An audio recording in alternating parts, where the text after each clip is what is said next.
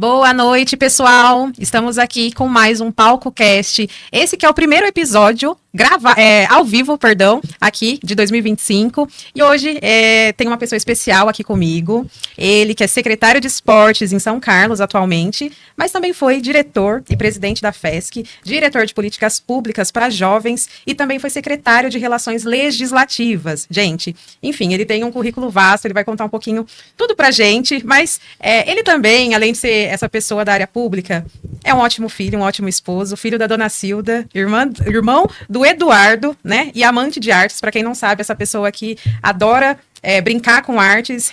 Inclusive, ele deve ter um Instagram, depois quase ninguém conhece, mas ele vai divulgar pra gente aí no final, para vocês conhecerem. Ele também, gente, adora Fórmula 1. É um São Paulino roxo, assim como eu, então a gente já deu match nisso. E já encabeçou projetos incríveis aqui para São Carlos, né? Ele vai contar um pouquinho sobre a sua carreira e tudo que veio antes disso. Eu apresento para vocês Fernando Carvalho.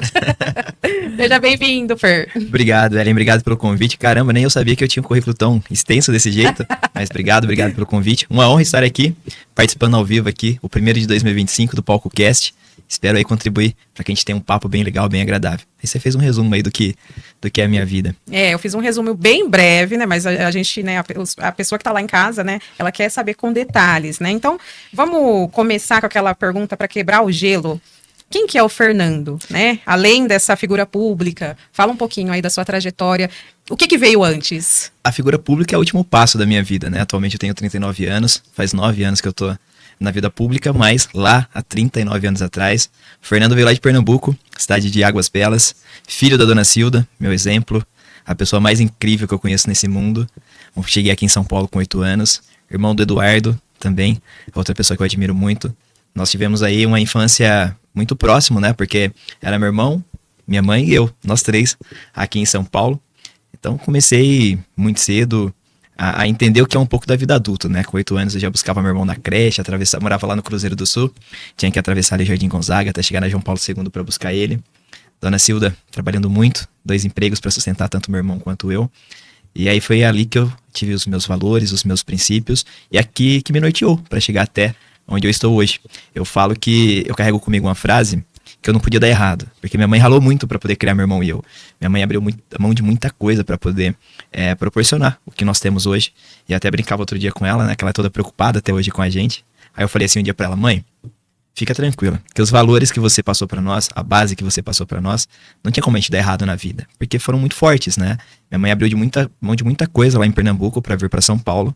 E aí eu vendo aquela luta dela, me inspirei muito nela. Eu falo que se eu for metade do que ela é como pessoa, eu já serei um grande ser humano, porque a minha mãe é uma pessoa que eu nunca vi ela falar uma palavra de negatividade.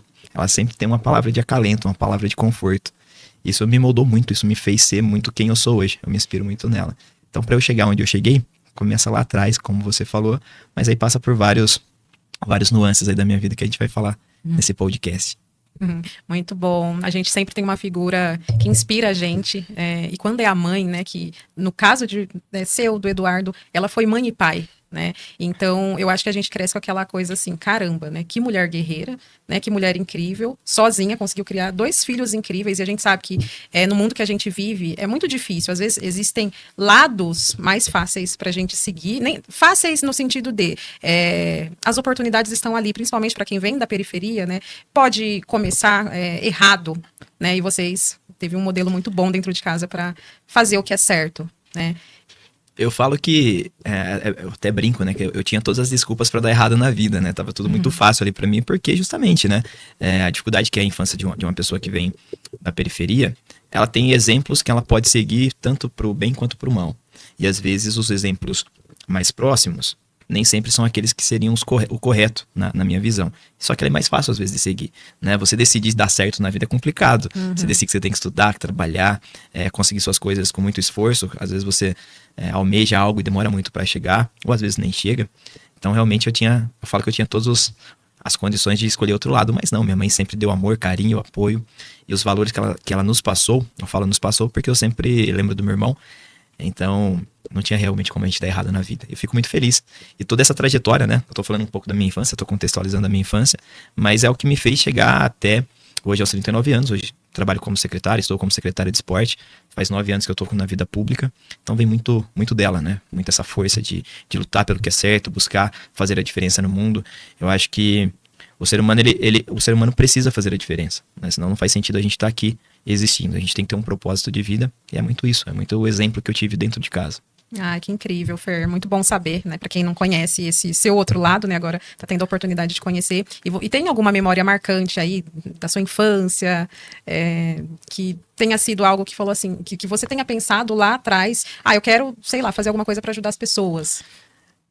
Assim, como eu sempre tive um lado muito... Eu sou muito tranquilo, né? Assim, lógico, eu sou ariano, nasci 29 de março. Eu tenho um lado de determinação. Quando eu determino algo pra minha vida, eu sempre... eu falo que aquilo que eu determino com força e com decisão de 100% é difícil eu não conseguir alcançar. E quando eu era criança, eu queria fazer a diferença na vida das pessoas, porque eu sei o quanto que é difícil você, às vezes, não ter o apoio, não ter uma atenção diferente para você realizar seus sonhos. Então eu falei, caramba, né? Eu vou tentar ser alguém que pode proporcionar algo diferente para as demais pessoas. E é o que eu tenho feito ao longo da minha vida toda. Comecei a trabalhar com 15 anos, e aí eu vim trabalhando em vários lugares. Pra você ter uma ideia, eu comecei com 15 anos numa escola de inglês e espanhol, no CNA, que eu tomava conta de uma cantina, né?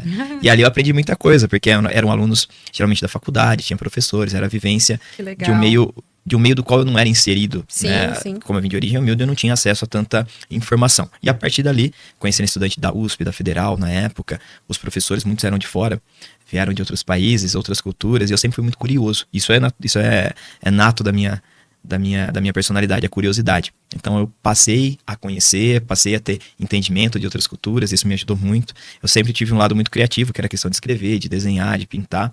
Então isso também me condicionava a ver o mundo com outras perspectivas, né? Eu, por exemplo, gosto muito de arte abstrata, porque eu falo que cada arte abstrata você vê, você e eu veremos de uma forma diferente, porque na verdade, quando a gente olha para uma arte abstrata, o que vai condicionar a nossa visão àquela arte são os nossos valores, as nossas experiências, as nossas emoções. Então, eu falo que o mundo ela é uma tela abstrata, porque cada ser humano enxerga o mundo de acordo com a sua realidade, né?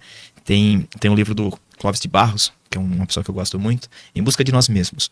E aí, é uma conversa dele com um economista, do qual ele fala, olha, a gente olhar para um copo, você vê de uma forma, eu vejo de outra. E nem sempre significa que você ou eu estamos errados. São apenas pontos de vista diferentes. Sim. Então o mundo, na verdade, eu sempre falo que cada um vê de acordo com as suas experiências de vida.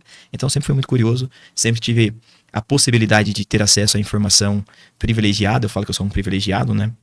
Então, a minha infância, assim, o que me marca muito era a minha curiosidade e a vontade de fazer algo diferente pelas pessoas e pela vida, né? Até para transformar a vida das pessoas, né? Eu vejo muito pela luta da minha mãe, que foi a luta de transformar, de buscar algo melhor para o meu irmão e para mim. Muito bom. E você considera, assim, Fernando, que esse é um grande fator para você ter ido parar, né, na área pública, né, trabalhar com gestão pública, porque, né, faz 9 anos que você está nessa área. Teve algum momento da sua vida que você estava trabalhando, que você trabalhou não era Atenas, era Renascença, né? Depois virou Atenas. Isso, né? Que você falou assim, cara, eu vou fazer alguma coisa por essa cidade. Na verdade, eu levo algumas frases comigo, assim, eu tenho a oportunidade de conhecer muitas pessoas, né? E tem uma frase de uma pessoa que eu devo muito, que o nome dele é Edson Ferraz, foi nosso vice-prefeito, atual vereador, que ele falava sempre assim, né? E fala até hoje. Até o que é errado é certo. Algumas situações que deram erradas na minha vida me levaram aonde eu estou hoje, né?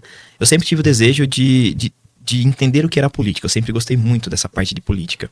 E aí, como você falou, eu trabalhei por 13 anos na empresa de transporte coletivo de São Carlos, que era a Trans Paulista. E já no final, essa empresa teve um problema, ela acabou fechando, encerrando suas atividades.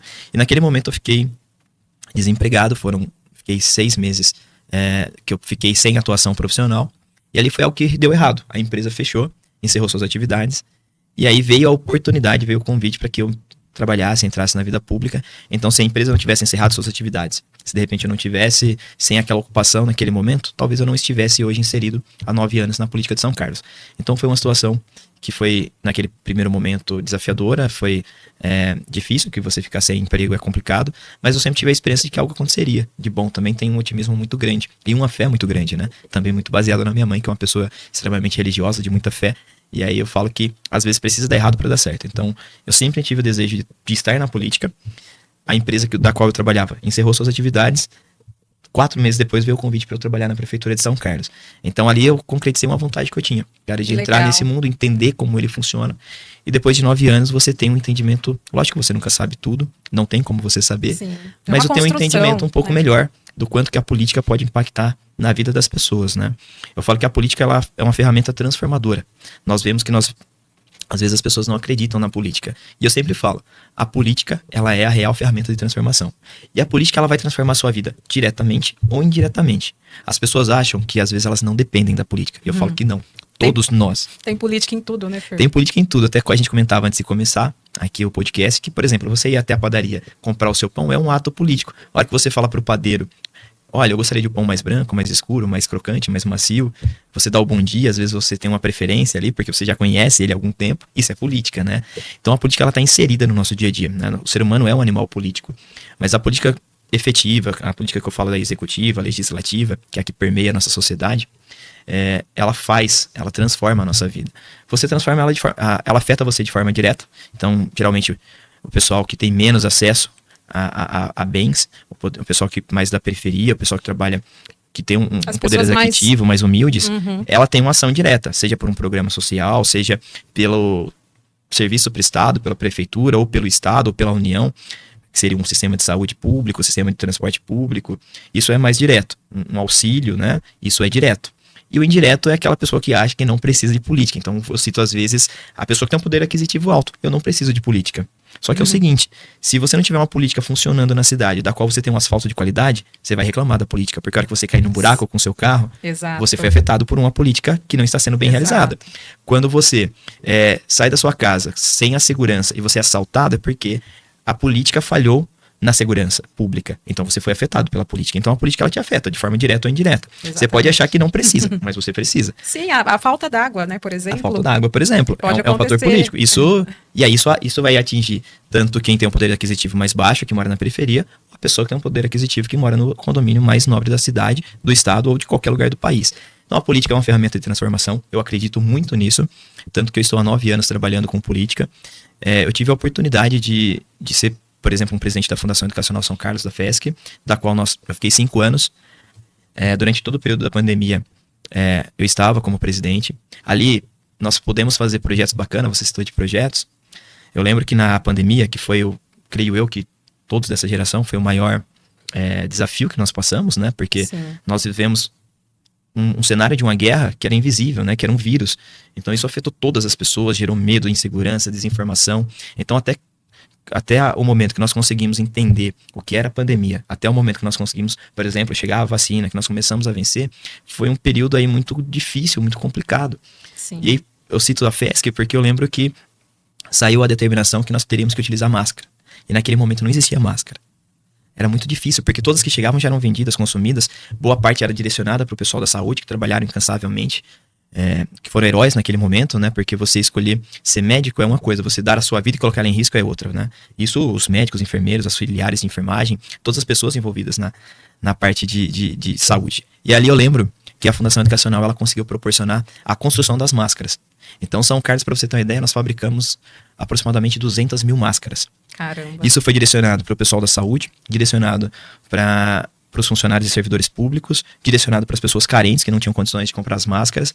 E ali eu me deparei com alguns cenários que eram, por exemplo, pessoas que não tinham condições realmente de comprar a máscara. Então a gente via pessoas utilizando garrafa, saco plástico. Pano, né? Eu lembro que as pessoas tinham pano amarrado. Então, assim. Quando a OMS determinou como seria a máscara, nós fomos, aqui em São Carlos, nós fizemos aproximadamente 200 mil máscaras. Naquele momento, não tinha nenhuma ocupação, todo mundo em casa, e nós conseguimos gerar emprego, porque nós tínhamos um turno de manhã, um turno à tarde, a gente gerou recurso aqui para a economia local, então foi algo que me marcou muito, eu falei, caramba, eu tô fazendo a diferença, então e não era eu, né, eram várias pessoas envolvidas, mas da qual eu participei daquele processo. É que então, um projeto como esse é criado por muitas mãos, né? Precisa de muitas mãos para acontecer. Então, fiquei muito feliz naquele momento, então, assim, a política realmente, ela consegue mudar e transformar a vida das pessoas. Sim, eu falo que eu sou cria de políticas públicas, né? Porque eu só cursei universidade, eu só fiz teatro por conta dessas políticas e também, obviamente, né? Os serviços básicos de saúde, né? Que a gente tem acesso, primeiramente, para quem vem da classe baixa, né? Para quem vive na periferia, a gente precisa da política pública mais do que ninguém, né? É claro que quem tem um poder aquisitivo maior vai acabar usando recursos próprios, né? Para ter uma saúde, enfim, mas a gente depende 100%, né? Aquele leite que é distribuído Sim, ali sim. na... O remédio de alto custo. Exatamente. Tudo isso é política, né? Então eu falo que a política, ela tá presente. E eu gosto muito da política, porque eu gosto muito de conversar. Eu gosto muito de falar sobre ideias. Eu gosto de... Muitas vezes eu tenho um amigo meu que é o Everton. A gente toma café sempre. E a gente fica filosofando sobre a vida, né? Então, conversar sobre a vida, sobre questões que envolvem o nosso cotidiano, é muito prazeroso pra mim. E aí isso tem tudo a ver com a política, né? Porque a partir daí você tem ideias. Porque, na verdade, a política não é você ter a razão de tudo. Na verdade, política, pra mim, no meu entendimento, política é ideias diferentes que se conversam pra poder melhorar o cotidiano de cada pessoa. Sim. Incrível. Eu acho que ficou muito mais claro agora, porque assim, tem muita gente que acaba usando aquela frase, e para quem não conhece, eu já fui candidata a vereadora.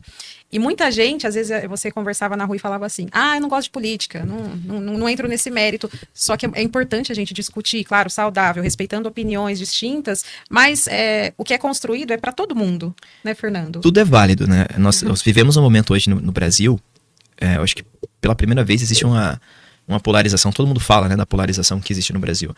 Mas a polarização, eu sou totalmente contrário a ideias extremas. Porque eu sempre falo, quando você tem uma ideia extremista, você deixa de ouvir o outro, você deixa de considerar o contraditório. Quando eu tô num ambiente que todo mundo pensa igual a mim, eu não aprendo nada. Se eu tô num ambiente que todo mundo fala aquilo que eu quero ouvir, ou eu falo tudo aquilo que as pessoas querem ouvir, não existe como você evoluir como ser humano, você não vai evoluir como pessoa, porque se todo mundo conversa sobre o mesmo assunto, como é que eu vou aprender algo diferente? Então o contraditório, ele é enriquecedor porque ele nos permite ver o ponto de vista do outro e a partir das diferenças você constrói um caminho que você gera mais igualdade. E a igualdade num país como o Brasil, ela não é o suficiente. Você precisa da igualdade, mas você precisa da equidade. Que é a equidade que eu acho... A gente fala, eu quero que seja igual para todos. Não, a gente precisa ter equidade num país como o nosso. Não adianta não adianta eu te fornecer acesso a uma bolsa de estudo se você não teve uma base para você chegar com a mesmo entendimento, um aluno de escola pública com o mesmo entendimento de um aluno de escola particular. Às vezes a gente fala num livro de história, quem é da periferia, ele vai ver as páginas de um museu. Ele não teve acesso ao museu. Uma pessoa mais abastada, uma pessoa que tem recursos, ela vai ter a oportunidade de ir no Museu do Louvre. Sim. Que é totalmente diferente. Então eu falo que o país como o nosso precisa ter equidade. Eu poder proporcionar o máximo de ferramenta para essa criança que não tem acesso à escola particular, não tem acesso a certos meios, para ela minimamente ter a mesma chance de disputar uma bolsa de ensino. Então o Brasil é um país tem uma divisão social muito grande, né? Um abismo muito grande. Sim. Nós somos ricos em riquezas, mas pobres em distribuição de riqueza, né? Um país muito rico, porém essa riqueza ela é muito concentrada num pequeno percentual. Então assim, eu falo que para a gente poder ter um ganho no país, para que a gente consiga evoluir, a gente precisa ouvir sim o contraditório, a gente tem que ter a empatia pelo ser humano. Nós vivemos num mundo hoje onde nós somos ensinados que tudo você pode. Você hoje... É proibido você falar não, né? Porque assim, é meu mundo, né? Hoje a gente tem o celular, né? A gente tá aqui no Instagram. Então é meu mundo. Então é meu Instagram, as coisas que eu curto, é só o que eu gosto de ver. E às vezes a gente não vê o que realmente acontece fora daquilo que a gente determina que é melhor pra gente. Nem sempre é. Exato. Pode ter outras oportunidades, né? E é de enxergar o outro, né? Assim, eu tenho tudo. Mas existem pessoas que não têm. Então, pode ser que eu não utilize tanto da política pública quanto alguém que nasceu na periferia e, sei lá, cresceu numa casa de pau a pique, por exemplo. Mas existem esses mundos. E essas pessoas necessitam disso, né, Fernando? Então, falar de política, eu gosto muito. E eu sempre...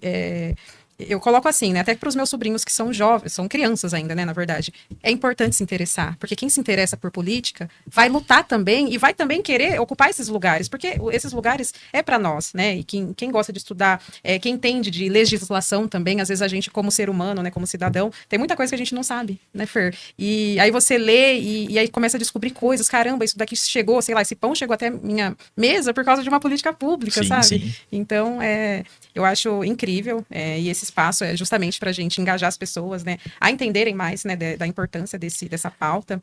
E mudando um pouquinho de bloco, assim, né, eu acho que quem está em casa muitas vezes não sabe qual que é o papel do secretário. Fala um pouquinho pra gente. Tá bom, vou tentar, tá bom?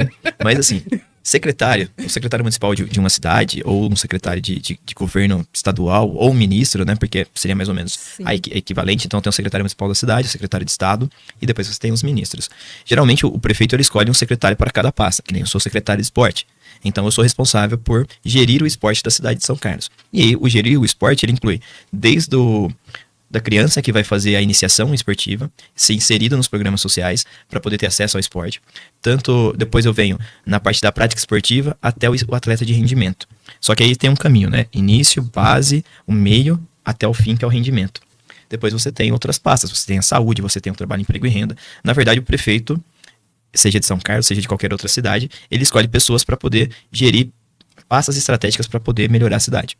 O prefeito sozinho ele não tem como, assim como o governador, assim como o presidente, eles não possuem a capacidade única de gerir uma cidade, um estado ou um país. Então é necessário sim, por isso que é importante um prefeito, um governador ou um presidente escolher bem seus ministros. Eles precisam primeiro estarem alinhados ao plano de governo, seja municipal, estadual ou da União. Eles precisam entender o que aquele gestor, que seria o prefeito, o que ele deseja para a cidade.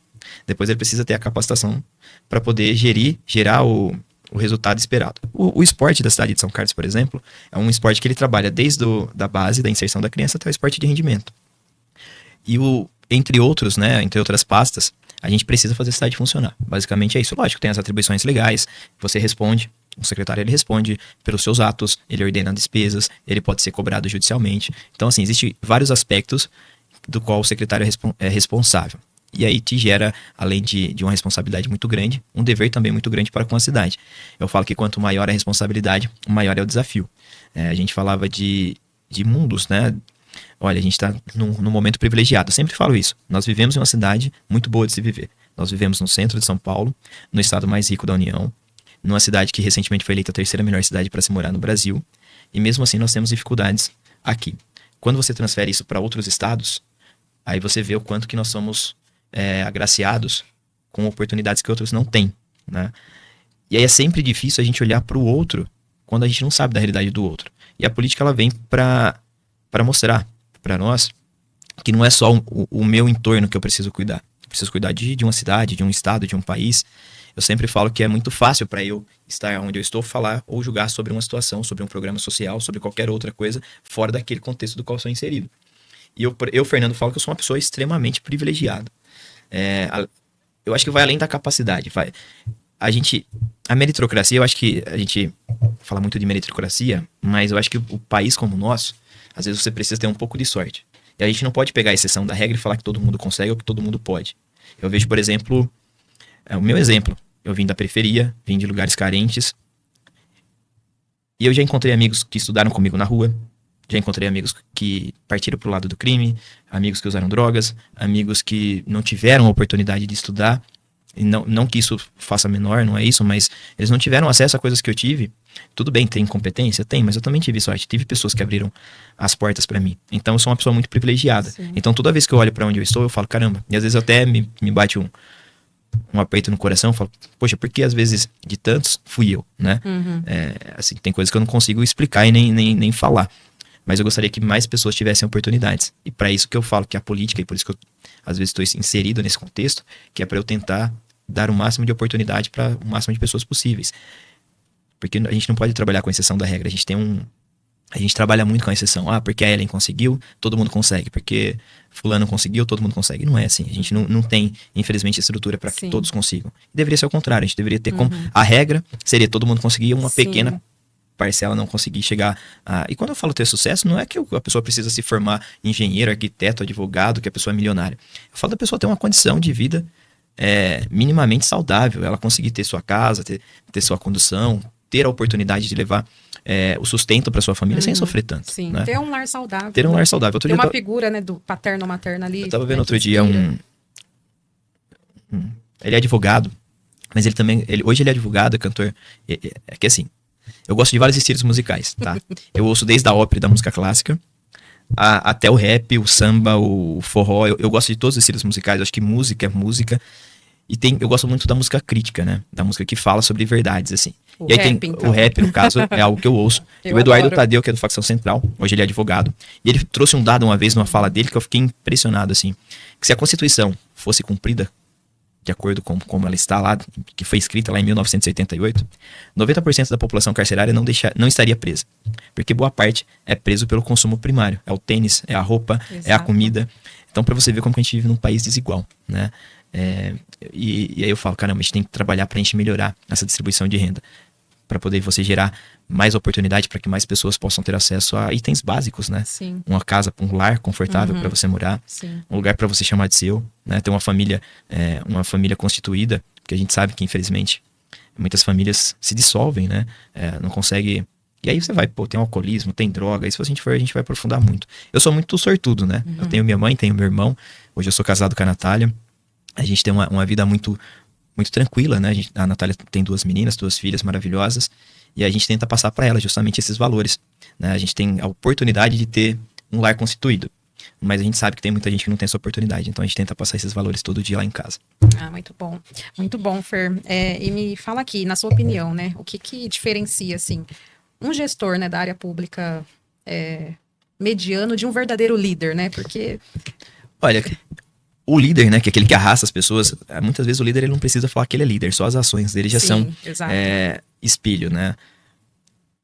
Como todas as profissões, né? Você tem engenheiros bons, engenheiros ruins, medianos, enfim. O que diferencia é a sua vontade de aprender, a sua vontade de evoluir, a sua vontade de crescer. Você não pode ficar estático, você tem que estar sempre procurando o que acontece de novidade no mundo, você tem que se atualizar, tem que estudar, você tem toda hora mudam as leis, mudam os processos, mudam as entidades políticas. Então você precisa ser uma pessoa, primeiro, que está atento a isso. Você tem que ter uma formação mínima para poder compreender. Segundo, eu creio que seja a sua vontade real de transformar. Usar a política para fazer a transformação.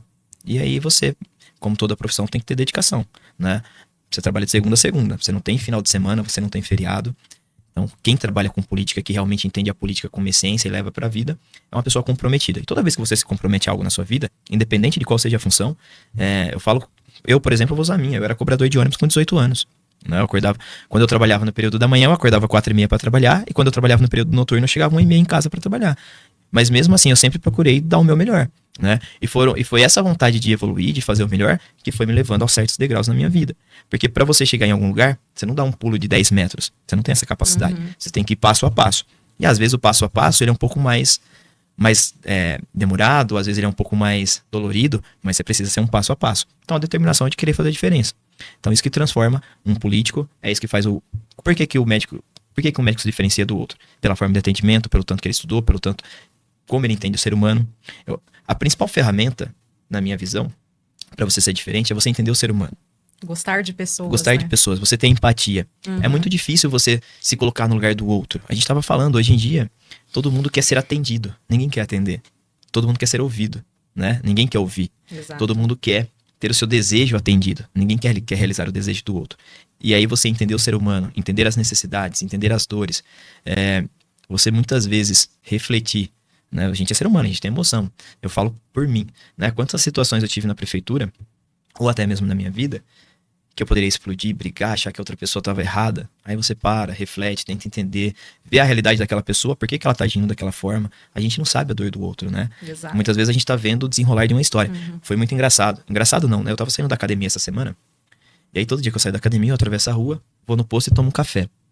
E esse dia eu cheguei para entrar dentro do estabelecimento, tinha um homem muito bravo brigando com a mulher, com a frentista, porque ela tinha aberto a tampa do tanque e não tinha fechado, ele saiu com o carro e perdeu a tampa, onde já se viu, e ele brigando, isso era 7 da manhã.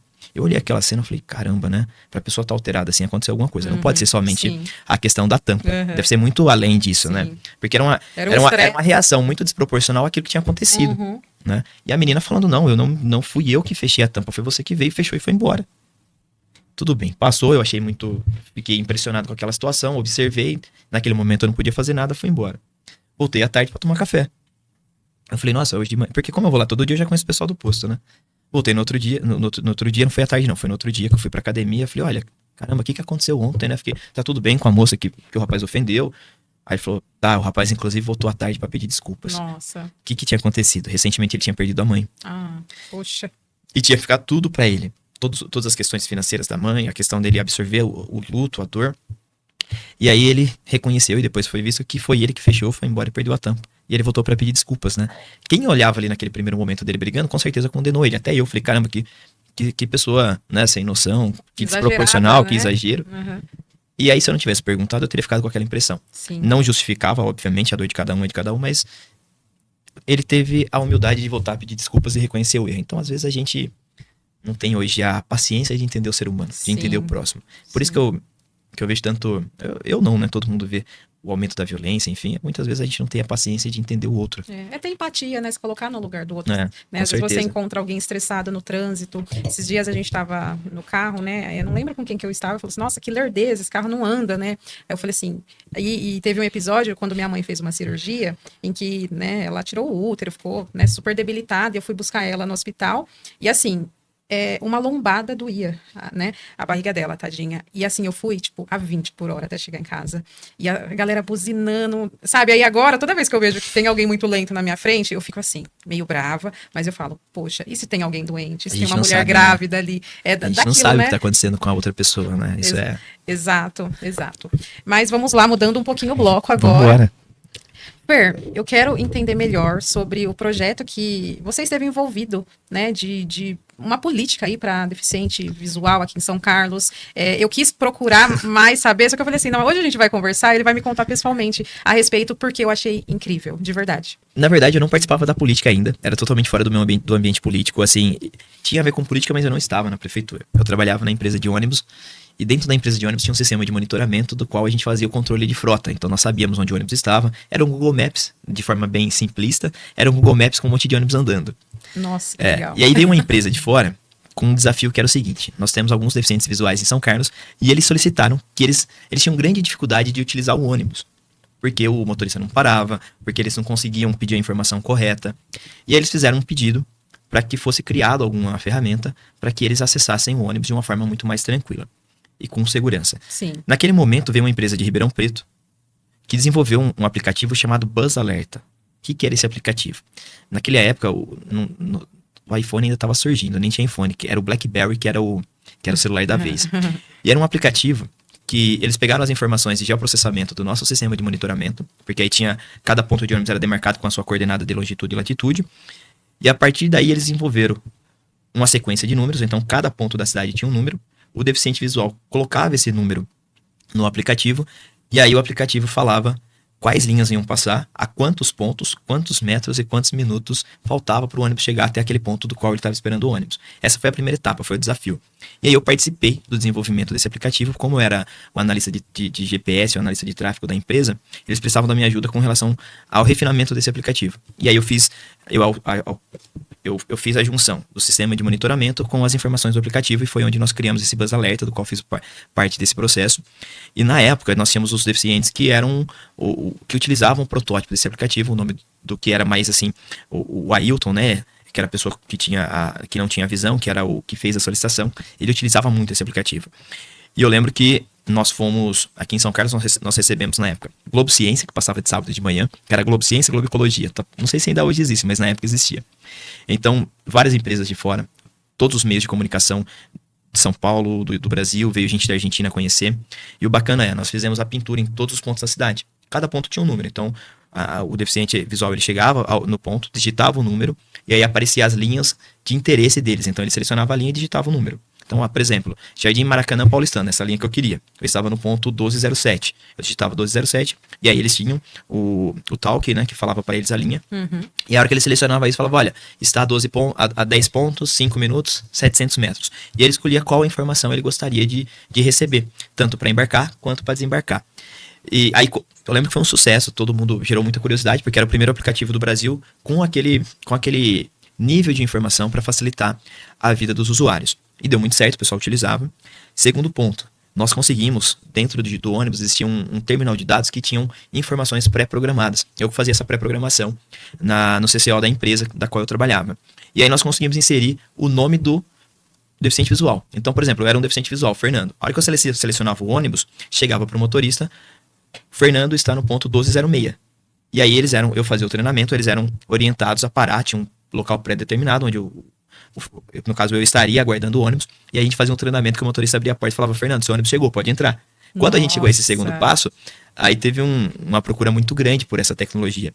E aí eu lembro que eu fiz depois teve emoção, de congratulação e tudo mais, mas foi algo que foi a primeira vez que eu fiz a diferença real, assim, que eu falei, não, eu tô fazendo a diferença. Eu e o grupo de pessoas, né? A empresa de monitoramento, vamos dar os créditos, né? Era a Citat, que era a empresa de monitoramento, o grupo Criar, que era o grupo que desenvolveu o aplicativo, e aí tinha o pessoal da ONG-MID, que era uma organização de pessoas com deficiência visual, que solicitou esse aplicativo para o prefeito da época, que era o Oswaldo Barba, e aí a gente gerou esse aplicativo. Então foi a primeira vez que eu tive um impacto real na vida das pessoas, eu fiquei muito feliz, assim, de poder participar daquele momento. Então esse foi o primeiro projeto que eu posso falar, olha, eu impactei realmente na vida das pessoas. Nós geramos a independência dessas pessoas que utilizam o ônibus, como você, como eu.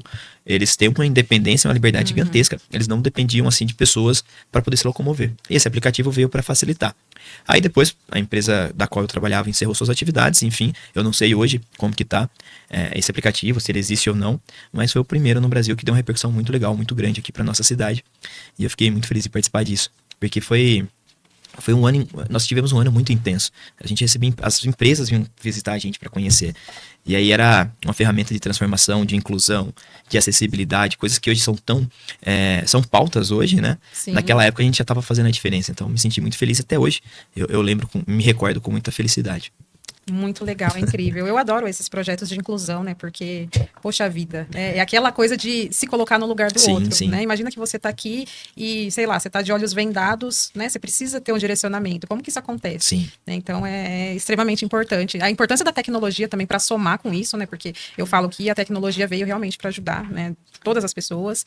E que bom que existem pessoas, assim, encabeçando os projetos como esses, assim.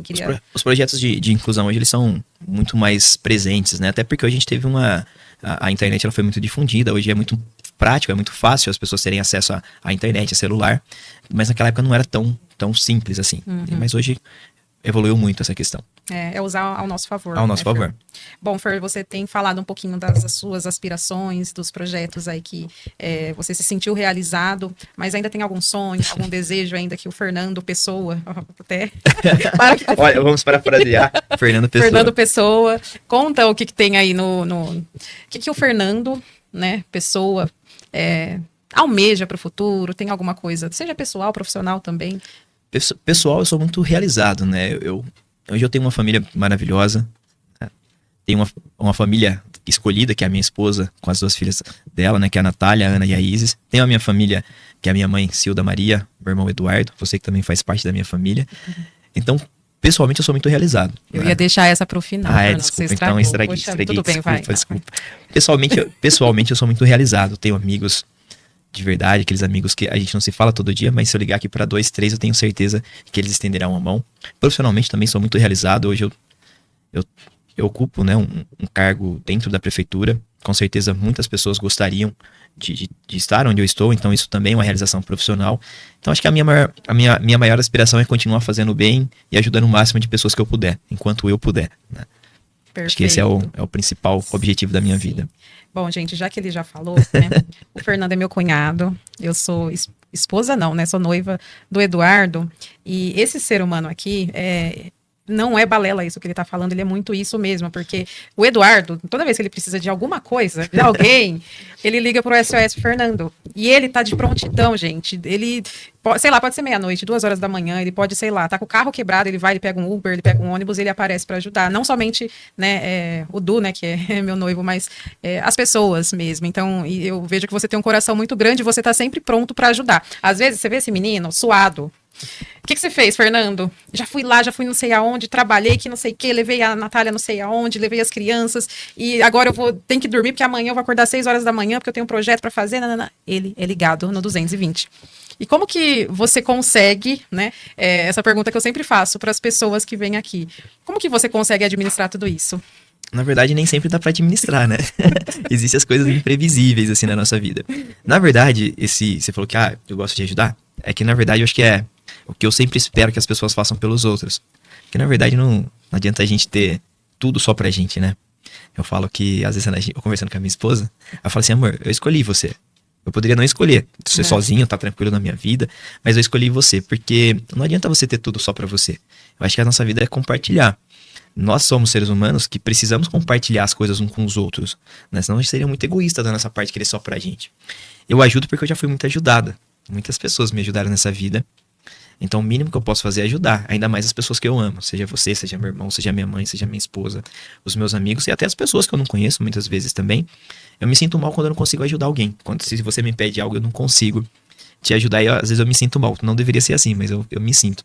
E com relação à minha agenda, realmente ela é muito corrida, porque trabalhar na prefeitura requer dedicação. Então você tem que estar à sua disposição 24 horas. Sim. Eu tenho minha esposa e as crianças que também dependem de mim. Muitas vezes acontecem as questões imprevisíveis, né? Como já teve aqui em São Carlos, por exemplo, fatos tristes, como por exemplo a enchente.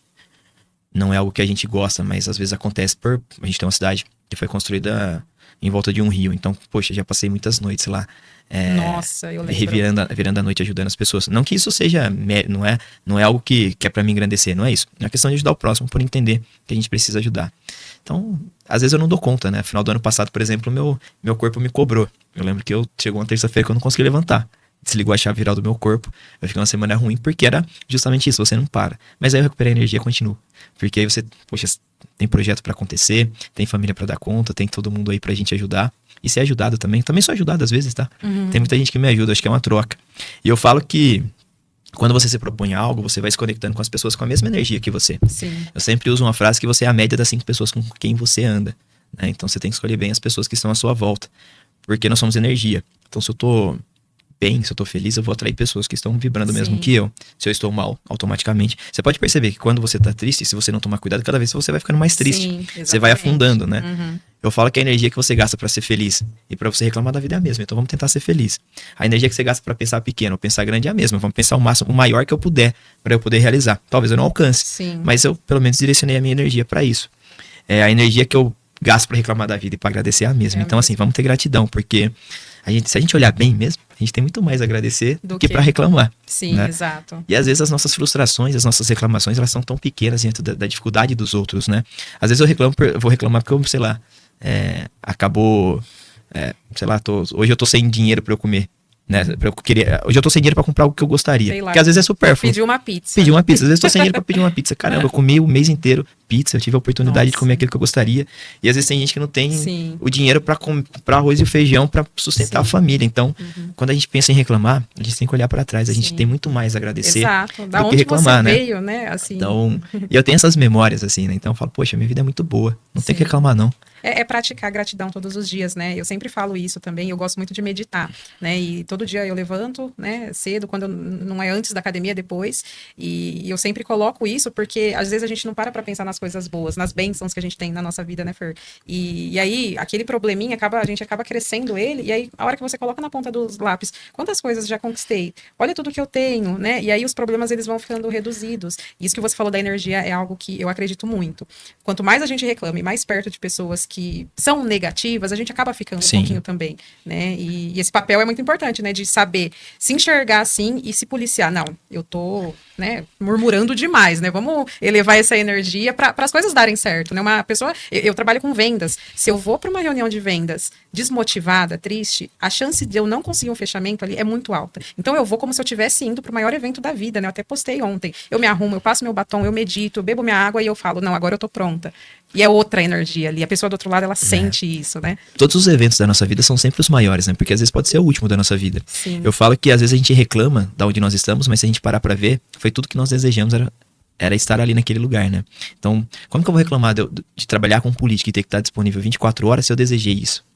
Como que eu vou reclamar, por exemplo, da onde eu moro se eu desejei estar morando naquele lugar? Então, quando a gente às vezes vai reclamar, a gente tá reclamando do que a gente mais desejou pra nossa vida acontecer. Então, é meio clichê, mas a gratidão, ela não é uma palavra simples. A gente realmente tem que agradecer todo dia pelo que a gente tem. Porque nós temos muito mais do que muita gente. E às vezes nós estamos em lugares que pessoas gostariam de estar. E às vezes você acaba sendo espelho, exemplo. Não que eu tenha essa pretensão de ser exemplo pra ninguém, mas às vezes alguém te olha e fala, poxa, eu gostaria de fazer o que você faz, né?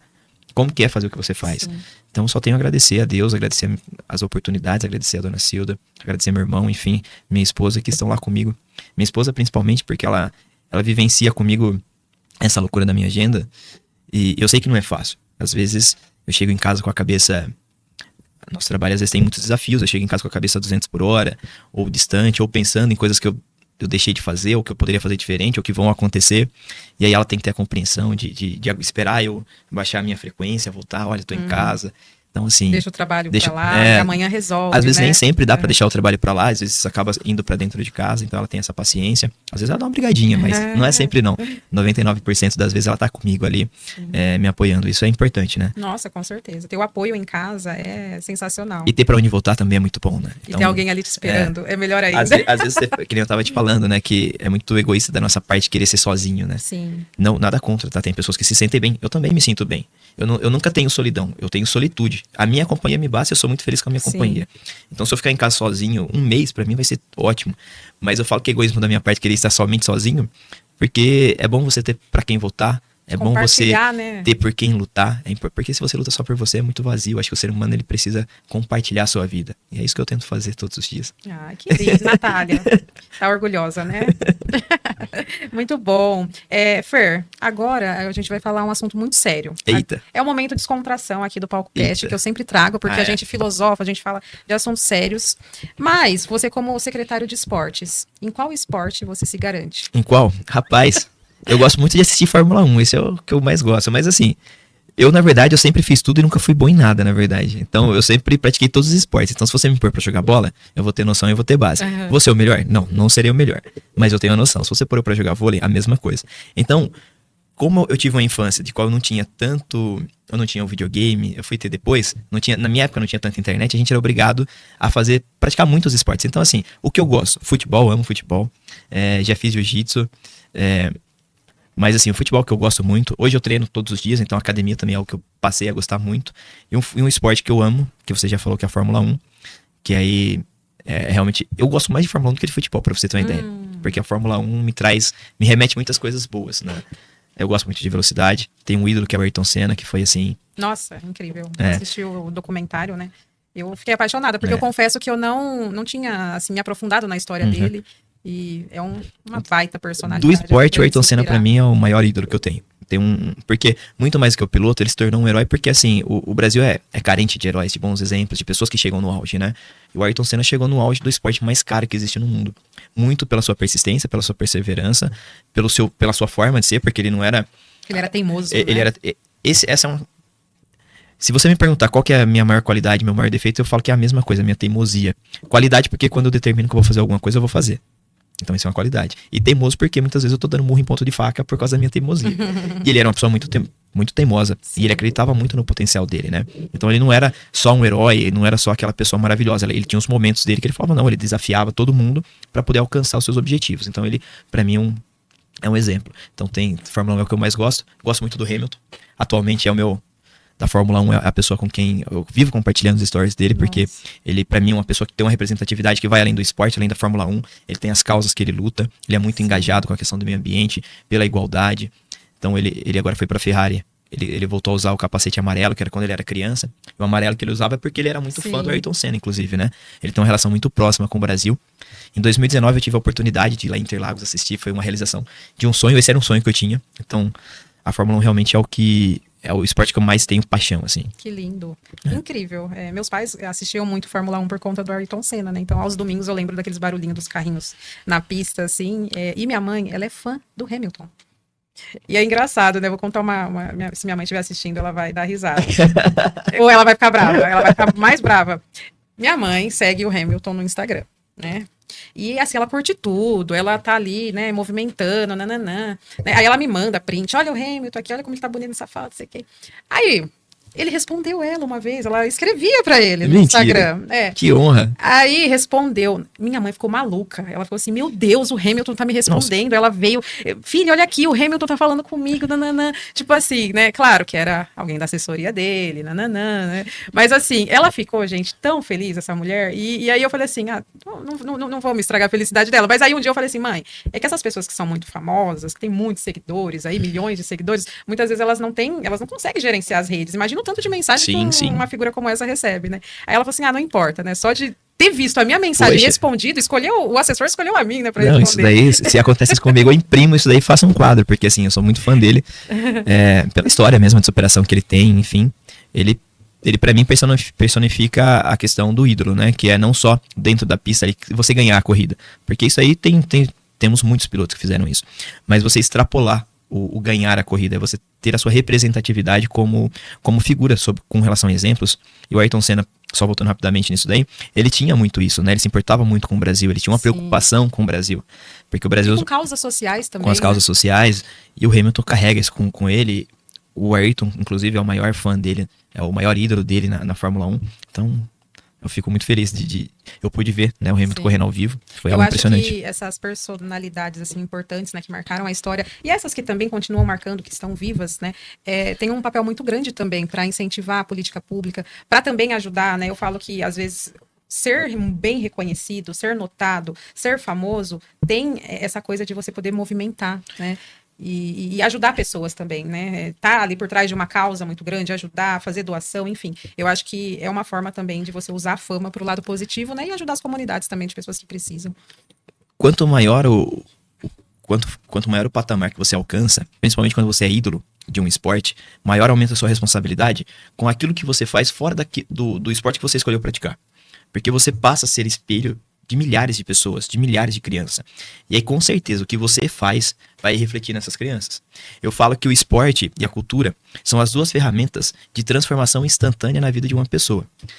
Se eu venho da periferia e eu decido estudar, até eu concluir a minha faculdade, meu mestrado, meu doutorado, eu ter a minha carreira consolidada, eu gerar recursos para eu mudar de vida, isso demora um tempo.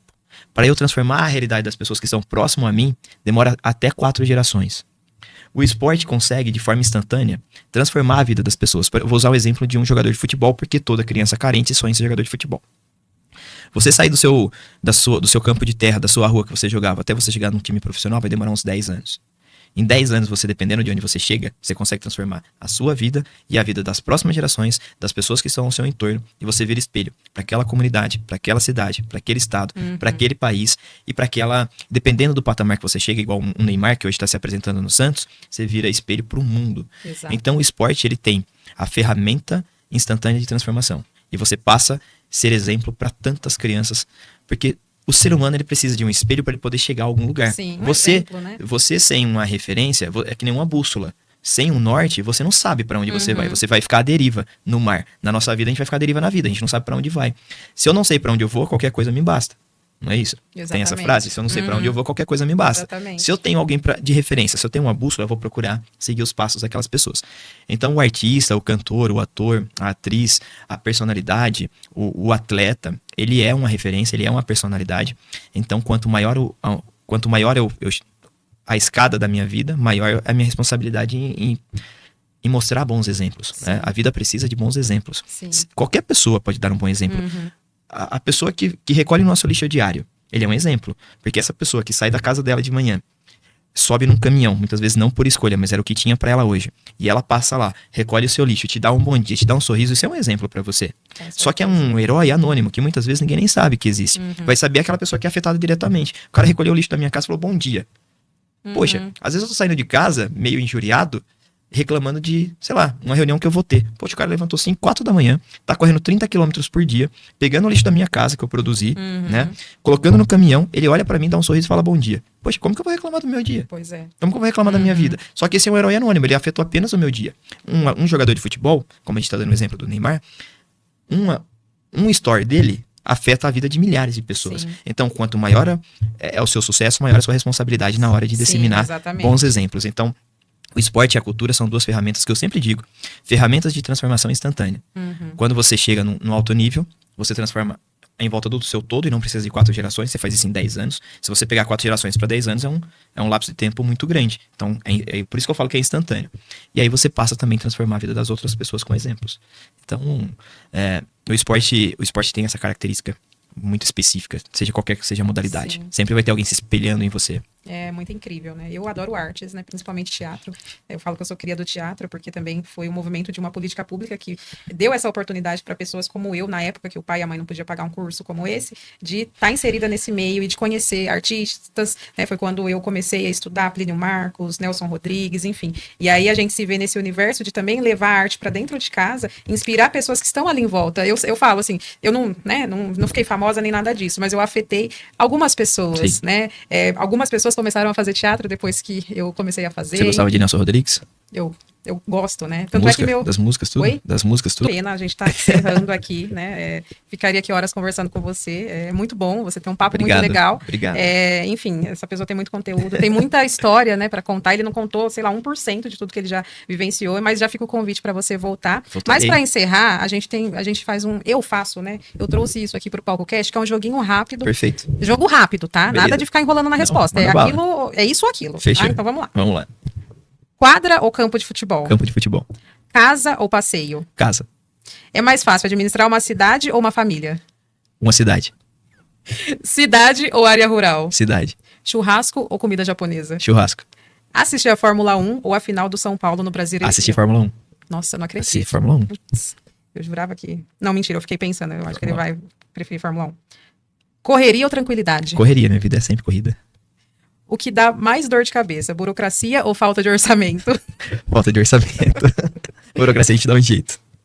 Agora, para encerrar, o que esperar do Fernando no futuro? Eu falo que se a pessoa depois de um ano for a mesma, tem alguma coisa de errada. A gente veio para evoluir nessa vida. Então, na verdade, eu tô sempre procurando evoluir. E com a evolução vem a evolução pessoal, tá? Que eu falo. Vem também os desafios maiores. Então, eu espero estar sempre evoluindo para que eu consiga objetivos maiores. Se você me perguntar quais são esses objetivos, eu não procuro escrevê-los. Mas eu sempre me preparo para o que vem. Eu sempre falo que assim, se daqui a 3 anos eu estiver fazendo a mesma coisa, tem alguma coisa de errado. Porque na nossa vida a gente não pode estar sempre fazendo a mesma coisa. Eu estou há 9 anos dentro da prefeitura. Em 9 anos, eu passei por diversos setores. Eu sempre fui crescendo dentro da prefeitura. Eu espero continuar crescendo. Seja na prefeitura, seja fora da prefeitura. Eu não fico parado só a um cenário. Eu sempre penso mais de um cenário. Então, daqui a algum tempo eu consiga evoluir como pessoa, evoluir como profissional. E aí, o futuro a Deus pertence. Eu só me preparo. É estar pronto, né? Pra quando acontecer. E às vezes a gente vai sem estar pronto mesmo, tá? Já chegou desafios que eu não tava pronto, eu falei que eu tava, mas morrendo de medo e fui assim mesmo. Você não precisa estar pronto, você tem que estar preparado e com a ânsia de fazer acontecer. E sempre procurando melhorar a vida das pessoas, consequentemente, se eu melhorar a vida do próximo, a minha também evolui e melhora. É por gravidade. É isso, gente. Fer, muito obrigada. Eu adorei, né, te entrevistar, adorei conhecer um pouquinho mais desse seu lado. Ele é meu cunhado, gente, mas tem coisas que eu descobri hoje, agora, aqui no PalcoCast. Então, a gente encerra esse episódio maravilhoso. Depois a gente vai subir no YouTube, no Spotify também, para vocês assistirem. E é isso. Fiquem ligados nos próximos episódios. Brigadão. Aperta aqui minha mão, Fer. Obrigado, Ellen, você pelo convite. Poxa, obrigado por poder contar um pouco mais. Porque às vezes a gente tá num ambiente familiar descontraído, você não para conversar sobre determinados assuntos. Então, aqui é uma oportunidade muito boa. Sim. Obrigado a todo mundo que acompanhou ou que vai acompanhar em algum momento a nossa entrevista. Esse é o Fernando Carvalho, gente. Um beijo, muito obrigada pela audiência. Tchau, Até a próxima. gente.